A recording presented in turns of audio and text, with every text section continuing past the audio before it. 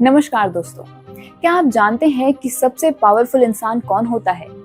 Steve Jobs ने एक बार कहा था, the most powerful person in the world is the story teller. लेकिन क्या हम सब अच्छा स्टोरी टेलर बन पाते हैं? शायद नहीं। स्टीव जॉब्स ने हमेशा प्रेजेंटेशंस को एक पावरफुल हुक से शुरू किया। 2007 में आईफोन लॉन्च के दौरान स्टीव जॉब्स ने कहा, this is a day I have been looking forward to for 2.5 years. This is a day I've been looking forward to for 2.5 years. इससे ऑडियंस का ध्यान तुरंत खींच गया। हमारी ऑडियंस का समय बहुत कीमती होता है। किसी भी इंट्रोडक्शन को लंबे फॉर्मेलिटीज में नहीं फंसाना चाहिए। Instead, start with something so interesting that they cannot ignore it. Secret tip for you: अपनी ऑडियंस को पहले 10 सेकेंड में एंगेज कर ले। A strong opening builds instant interest. हर कहानी में एक विलन होना चाहिए। स्टीव जॉब्स ने क्लंकी स्मार्टफोन्स को विलन बनाया जब उन्होंने कहा, the problem is they are not so smart and not so easy to use. इससे उन्होंने आईफोन को एक हीरो के रूप में लॉन्च किया।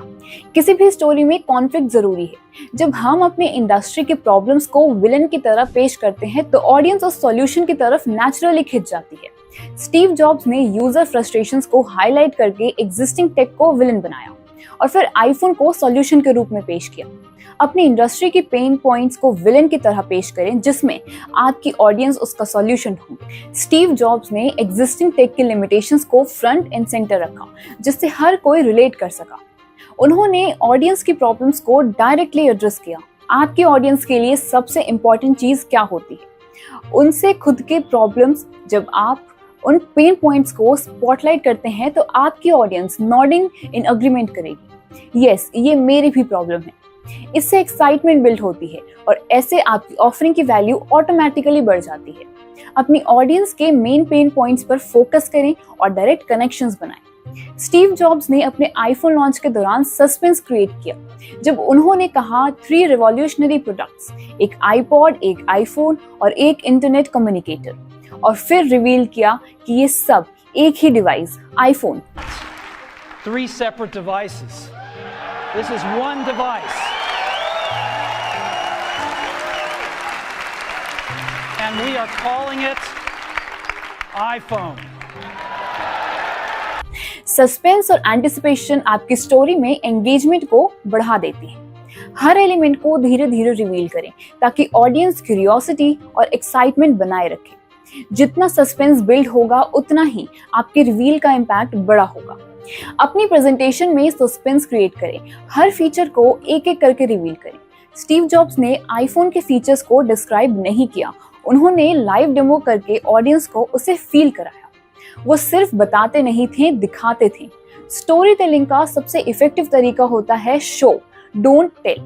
विजुअल्स, लाइव डेमोज और स्टोरी टेलिंग टूल्स का यूज करके अपनी ऑडियंस को आपके आइडियाज और सॉल्यूशंस को एक्सपीरियंस करने का मौका दें।